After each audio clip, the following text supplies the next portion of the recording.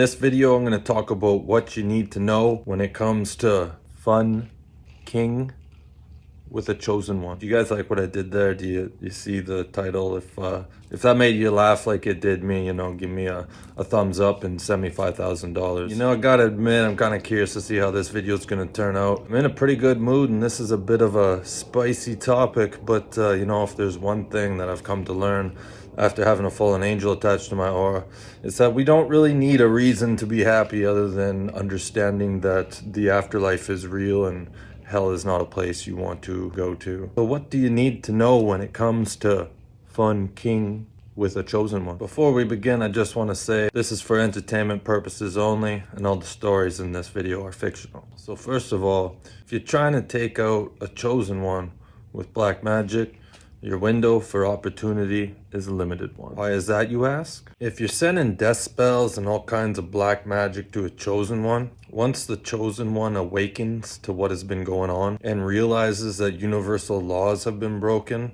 your fate pretty much rests in their hands. Once they awaken to their power regarding spiritual rank, all they have to do is snap their fingers and say over, and let's just say that that individual's evolutional journey will be cut short. There's no full moons, there's no eclipses, there's no live sacrifices needed to make it happen. While we're on the subject, I just have to ask a specific individual, did you really, a black goat? Really? Did you not know that the being that you were praying to respects me more than you? Did you forget that when you pass away, your consciousness is going to be placed in that goat and you're going to feel everything you did to it? Anyways, a snap of a finger and karma is rebalanced. Besides that, if you're F-King with a Chosen One, do you not understand that you are cursing a large majority of your family bloodline? I'm gonna share with you guys a hypothetical situation. Let's pretend there's a shaman woman with a very low IQ.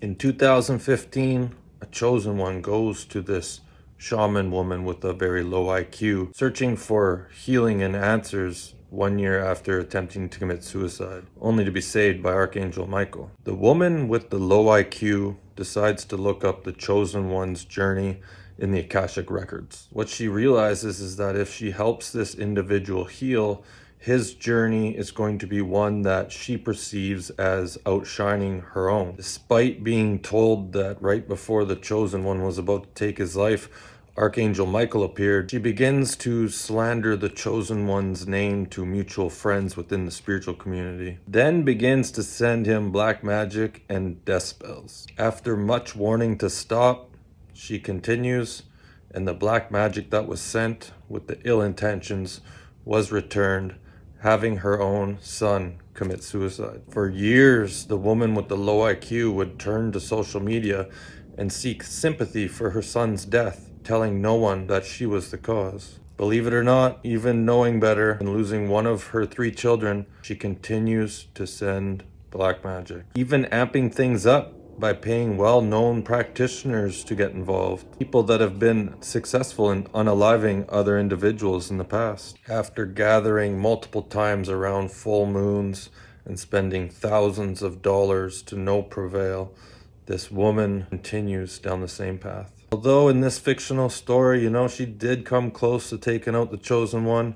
That time when a semi-truck cut him off and he found himself in oncoming traffic, face to face with a fully loaded SUV in a small Honda Civic, each car doing about 60-65 kilometers an hour. Luckily, the Chosen One had one of his angels to guide him at the last second when to crank the steering wheel and avoid sudden death by mere inches. So anyways, let's pretend that for a while, the Chosen One knew exactly what was going on, but chose to see things through the eyes of Christ consciousness. Looked at all the trials and tribulations that had been added to his path and seen them as valuable lessons and opportunities to grow and expand. The Chosen One even kind of felt sorry and pity for these individuals with the low IQs, as he knows firsthand what pain can do to an individual's heart. However, let's just say that one day the Chosen One is pushed to the limits and decides that the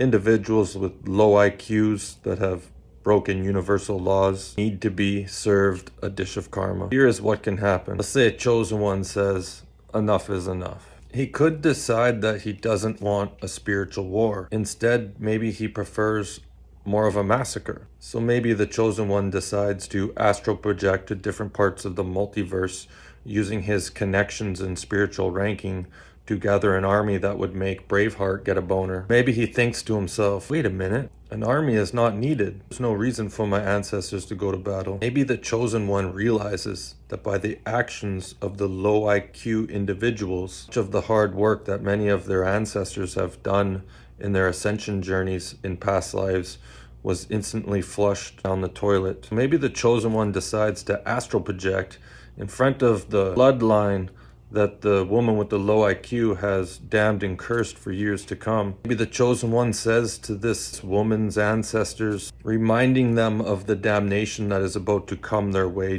And perhaps the Chosen One offers them a deal. If they would like to escape their karma and fate, all they simply have to do is step aside when karma is served, leaving the low IQ individual completely unprotected in the spirit realm. Another thing you need to be aware of when Fun King with the Chosen One is maybe you push and push and push and push and push, and for the most part, it's defense, defense, defense, defense. And then one day, you break the straw that breaks the camel's back, and the Chosen One decides that he's had enough. Maybe he decides to astral project in front of a council of 5 in a very high dimension. 5 beings in a line sitting in chairs that are 45 to 50 feet tall. And maybe the Chosen One decides to pull out his angelic sword, placing it only inches away from each member in this council's face, and states that the souls of these low IQ individuals that have broken universal laws belong to him in the afterlife, and if anyone has a problem with it, they are to speak now. Maybe not one of these 5 council members object, move, or make a sound. So when you're Fun King with a Chosen One, all a Chosen One has to do is snap his fingers and balance will be restored. Although our ancestors do like an incense, candle, food, some wine, and maybe a couple other things as an offering to thank them. So remember, Fun King with a Chosen One, you better be careful because time might be about to expire.